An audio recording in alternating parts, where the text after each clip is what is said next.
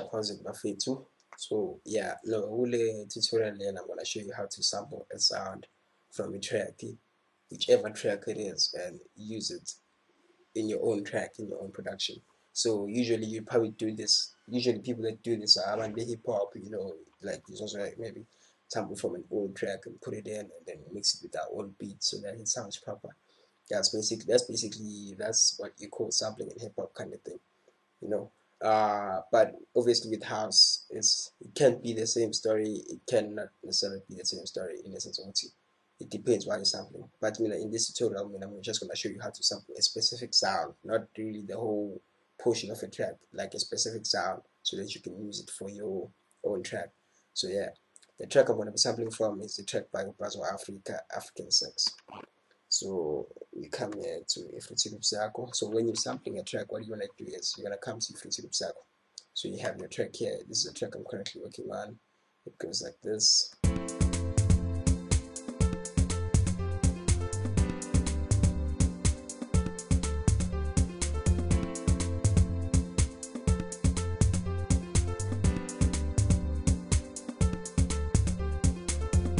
So yeah, that's how my track goes so far. Yeah. Anyway, okay. Sorry, let me just delete this picture. Anyway, yeah. So when you're sampling a sound, you're gonna come to your mixer. This picture is your mixer. You select an empty slot, whichever slot it might be. So let's say for me, 3 is the empty one. Yeah? Empty, but I mean, when I say empty, I mean when you do this. Yeah, well, there's no green or whatever bar moving. So that means that slot is empty. There's no sound from here assigned to that slot. So yeah, so you select whichever slot you want. Was it you come to you're looking for Edison. This one here.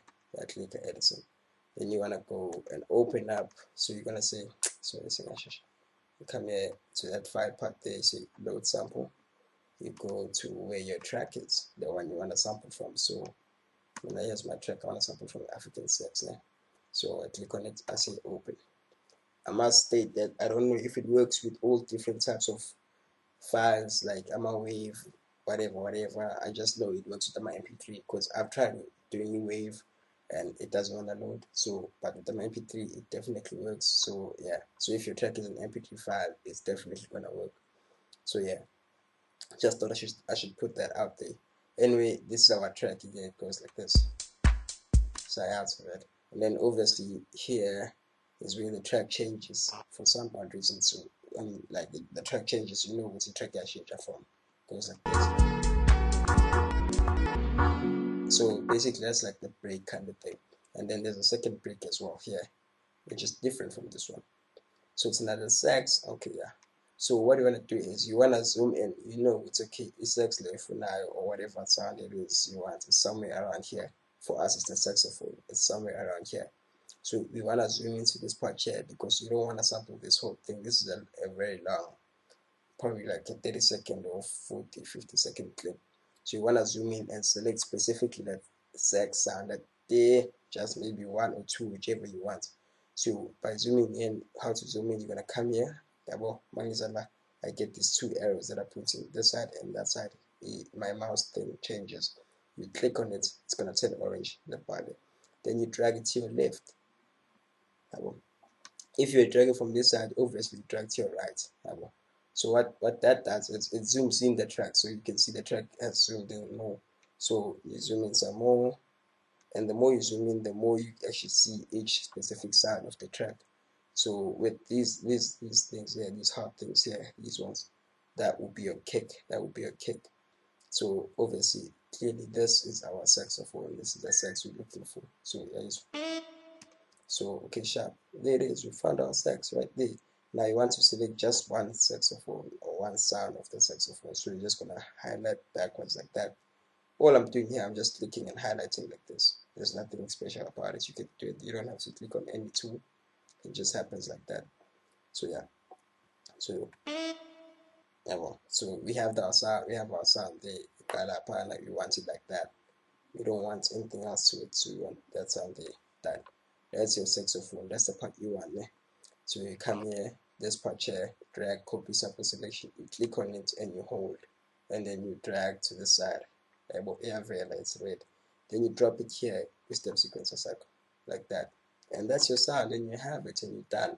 And then you can use the sound, whatever, if you come here into piano, or the sound is there, and you know C5 is the standard there. So you might want to modify your sound. Maybe you come here, you link that to this track there, you start putting in the delay, and you just drag it up a bit, and maybe you want to add in a bit of reverb, you know. So uzobe-grand sound yakho is not gonna be like that typical for African sex. So let's see.